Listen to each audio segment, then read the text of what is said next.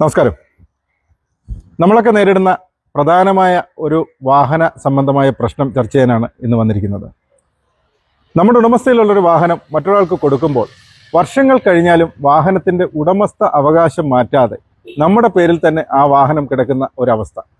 കുറേ വർഷങ്ങൾ കഴിഞ്ഞ് നമുക്ക് RTO ഓഫീസിൽ നിന്നൊരു ചെല്ലാനോ അല്ലെങ്കിൽ കോടതിയിൽ നിന്ന് ഇത് സംബന്ധിച്ചൊരു പേപ്പറോ അല്ലെങ്കിൽ പോലീസ് കേസ് സംബന്ധിച്ച് എന്തെങ്കിലും ഒരു വിവരമോ ഒക്കെ ലഭിക്കുമ്പോഴാണ് ഇപ്പോഴും ആ വാഹനം നമ്മുടെ ഉടമസ്ഥതയിൽ തന്നെയാണ് എന്ന് നമ്മൾ മനസ്സിലാക്കുന്നത്. പ്രധാനമായും 4 സോഴ്സുകളിലൂടെയാണ് നമ്മൾ നമ്മുടെ പഴയ വാഹനങ്ങൾ വിൽക്കുന്നത്. ഒന്ന്, നമ്മുടെ ബന്ധുക്കൾക്കോ പരിചയക്കാർക്കോ സുഹൃത്തുക്കൾക്കോ നമ്മൾ വാഹനം വിൽക്കുന്നു. രണ്ടാമത്, സോഷ്യൽ മീഡിയ ആപ്പ് വഴിയും പ്ലാറ്റ്ഫോം വഴിയും പരസ്യം ചെയ്ത് വാഹനം വിൽക്കുന്നു. മൂന്നാമതായിട്ട്, നമ്മളുടെ ഈ പഴയ വാഹനം എക്സ്ചേഞ്ച് ചെയ്ത് പുതിയ വാഹനം എടുക്കുന്നതിനായി ഡീലർഷിപ്പുകളിൽ വാഹനം കൊടുക്കുന്നു. പിന്നീട് യൂസ്ഡ് വെഹിക്കിൾ ഡീലേഴ്സിൻ്റെ അടുത്ത് വാഹനം നേരിട്ട് വിൽക്കുന്നു.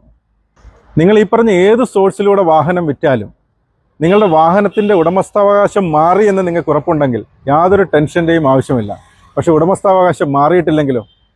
ആദ്യത്തെ സോഴ്സ് നിങ്ങൾ വിചാരിക്കും ഇത് വളരെ വിശ്വസ്തമായ സോഴ്സാണ്. നിങ്ങളുടെ ബന്ധുക്കളോ സുഹൃത്തുക്കളോ ഒക്കെ വാഹനം എടുക്കുകയാണെങ്കിൽ അവർ ഉറപ്പായിട്ടും വാഹനത്തിൻ്റെ ഉടമസ്ഥാവകാശം മാറ്റിയിരിക്കുമെന്ന് വിശ്വസിക്കുമ്പോഴും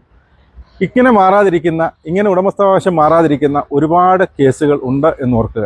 പിന്നെ ഇതിൻ്റെ ഒരു അഡ്വാൻറ്റേജ്, നമുക്കിവരെ അറിയാവുന്നത് കൊണ്ട് നമ്മുടെ ബന്ധുക്കളോ സുഹൃത്തുക്കളൊക്കെ ആകുമ്പോൾ നേരിട്ട് ചെന്ന് ഉടമസ്ഥാവകാശം മാറിയില്ലെങ്കിൽ അവരോട് സംസാരിച്ച് ഉടമസ്ഥാവകാശം മാറ്റാവുന്നതാണ്. പക്ഷേ രണ്ടാമത്തെ സോഴ്സായ സോഷ്യൽ മീഡിയ ആപ്പ് വഴിയും പരസ്യം വഴിയുമൊക്കെ വിൽക്കുമ്പോൾ നമുക്ക് ഈ വാഹനം എടുക്കുന്ന ആളിൻ്റെ ഐഡൻറ്റിറ്റിയെ പറ്റി വലിയ അറിവൊന്നും കാണില്ല. ആകെ ഒരു അഡ്രസ്സും ഫോൺ നമ്പറും കാണും. ചിലപ്പോൾ 2-3 ദിവസം കഴിയുമ്പോൾ ഈ ഫോൺ നമ്പർ വിളിച്ചാൽ കിട്ടുകയുമില്ല. അപ്പോൾ അങ്ങനെയുള്ള സോഴ്സിലൂടെ നിങ്ങൾ വാഹനം വിൽക്കുമ്പോൾ നിർബന്ധമായും വാഹനത്തിൻ്റെ ഉടമസ്ഥാവകാശം മാറ്റി മാത്രമേ വാഹനം കൊടുക്കാവുള്ളൂ. ഇനി അടുത്ത 2 സോഴ്സുകൾ കൂടി നോക്കാം. നിങ്ങളുടെ പഴയ വാഹനം എക്സ്ചേഞ്ച് ചെയ്ത് പുതിയ വാഹനം എടുക്കുവാനായി പഴയ വാഹനം ഒരു ഡീലറിന് കൊടുക്കുന്നു, അല്ലെങ്കിൽ നിങ്ങളുടെ വാഹനം നേരിട്ട് ഒരു യൂസ്ഡ് വെഹിക്കിൾ ഡീലറിന് വിൽക്കുന്നു. ഈ 2 സാഹചര്യത്തിലും വലിയ റിസ്ക് ഒളിഞ്ഞിരിപ്പുണ്ട്. നമ്മളുടെ പഴയ വാഹനം ഷോറൂമിൽ എത്തിക്കഴിഞ്ഞാൽ പിന്നീട് എന്താണ് സംഭവിക്കുന്നത് എന്ന് നമുക്കറിയില്ല. കാരണം വർഷങ്ങൾ കഴിഞ്ഞായിരിക്കും ഈ വാഹനം ചിലപ്പോൾ മറ്റൊരാൾക്ക് വിൽക്കുന്നത്. അത് ആർക്കാണ്, എവിടെയാണ്, എപ്പോഴാണ് എന്നൊന്നും നമ്മൾക്കറിയില്ല. പലപ്പോഴും ഷോറൂമിലെത്തുന്ന വാഹനങ്ങൾ അവിടുത്തെ സ്റ്റാഫുകൾ പല പല ആവശ്യങ്ങൾക്കായി ഉപയോഗിക്കുന്നതായിട്ട് കണ്ടിട്ടുണ്ട്. അനധികൃതമായി ഈ വാഹനങ്ങൾ വാടകയ്ക്ക് നൽകുന്നതായി ഞങ്ങളുടെ ശ്രദ്ധയിൽപ്പെട്ടിട്ടുണ്ട്. ടെസ്റ്റ് ഡ്രൈവിന് കൊണ്ടുപോകുന്നതായി കാണപ്പെട്ടിട്ടുണ്ട്. അപ്പോഴൊക്കെ റിസ്ക് പഴയ ഉടമസ്ഥന് തന്നെ. അപ്പോൾ നമ്മുടെ വാഹനം നമ്മുടെ പേരിൽ നിന്ന് മാറിയില്ല എന്ന് നമ്മൾ പലപ്പോഴും അറിയുന്നത് RTO ഓഫീസിൽ നിന്ന് നേരത്തെ പറഞ്ഞ പോലെ ഒരു ചെല്ലാൻ വരുമ്പോഴോ അല്ലെങ്കിൽ കോടതിയിൽ നിന്നൊരു പേപ്പർ വരുമ്പോഴോ വാഹനം അപകടത്തിൽപ്പെട്ട് പോലീസ് പ്രൊസീഡിങ്സ് നടക്കുമ്പോഴോ അല്ലെങ്കിൽ മറ്റേതെങ്കിലും ക്രിമിനൽ കേസുകളിൽപ്പെട്ട് നമുക്ക് അതിൻ്റെ വിവരം ലഭിക്കുമ്പോഴോ ഒക്കെയാണ്. അപ്പോൾ ഒരുപാട് വൈകി ഇതൊക്കെ അറിഞ്ഞു കഴിയുമ്പോൾ നമ്മൾ നമ്മുടെ പഴയ പെട്ടിയിൽ നിന്ന് ഒരു പേപ്പർ തപ്പിയെടുക്കും. വാഹന വിൽപ്പന ഉടമ്പടി കരാർ, ഇതാണ് നമ്മുടെ ധൈര്യം. ഇതിൽ ഒപ്പിട്ട് കഴിഞ്ഞാൽ വാഹനത്തിൻ്റെ ഉടമസ്ഥാവകാശം മാറി എന്ന് തെറ്റിദ്ധരിക്കുന്നവരാണ് നമ്മൾ. ഒന്ന് മനസ്സിലാക്കുക, മോട്ടോർ വാഹന നിയമപ്രകാരം ഇതിന് യാതൊരു സാധുതയുമില്ല. അപ്പോൾ എന്താണ് ഇതിനൊരു പരിഹാരമുണ്ട്. നിങ്ങൾ നിങ്ങളുടെ സുഹൃത്തുക്കൾക്കോ ബന്ധുക്കൾക്കോ പരിചയക്കാർക്കോ അല്ലെങ്കിൽ സോഷ്യൽ മീഡിയ ആപ്പ് വഴിയോ പരസ്യം വഴിയോ ഒക്കെ വാഹനം വിൽക്കുമ്പോൾ നിങ്ങൾക്ക് വീട്ടിലിരുന്നു കൊണ്ട് തന്നെ ഇതിൻ്റെ ഓണർഷിപ്പ് ചേഞ്ച് ചെയ്യാവുന്നതാണ്. ആധാർ അധിഷ്ഠിതമായി ഫേസ്ലെസ് സംവിധാനത്തിലൂടെ നിങ്ങൾക്ക് വീട്ടിലിരുന്നോ, അല്ലെങ്കിൽ അത് ബുദ്ധിമുട്ടാണെങ്കിൽ സർക്കാർ അംഗീകരിച്ച അക്ഷയ കേന്ദ്രങ്ങൾ വഴിയോ നിങ്ങൾക്ക് പേര് മാറാനുള്ള അപേക്ഷ ഇടാവുന്നതാണ്. ഫീസ് അടച്ച് അപേക്ഷ ഇട്ടതിന് ശേഷം മാത്രം നിങ്ങളുടെ വാഹനം കൈമാറ്റം ചെയ്യുക. അടുത്ത ദിവസങ്ങളിൽ തന്നെ പുതിയ ഓണർക്ക് RC ഡൗൺലോഡ് ചെയ്ത് എടുക്കുവാൻ സാധിക്കുകയും ചെയ്യും. അപ്പോൾ ഇനി യൂസ്ഡ് വെഹിക്കിൾ ഡീലറിൻ്റെ അടുത്താണ് വാഹനം വിൽക്കുന്നതെങ്കിലോ അല്ലെങ്കിൽ നിങ്ങളുടെ പഴയ വാഹനം എക്സ്ചേഞ്ച് ചെയ്യുന്ന അവസ്ഥയിലോ എങ്ങനെയാണ് ഉടമസ്ഥാവകാശം മാറ്റാത്ത ഈ പ്രശ്നം പരിഹരിക്കുന്നത്? ഇതിന് സർക്കാർ തന്നെ ഒരു പരിഹാര മാർഗം കണ്ടിട്ടുണ്ട്. യൂസ്ഡ് വെഹിക്കിൾ ഡീലേഴ്സിന് ഓതറൈസേഷൻ സർട്ടിഫിക്കറ്റ് നൽകിയിട്ടുണ്ട്.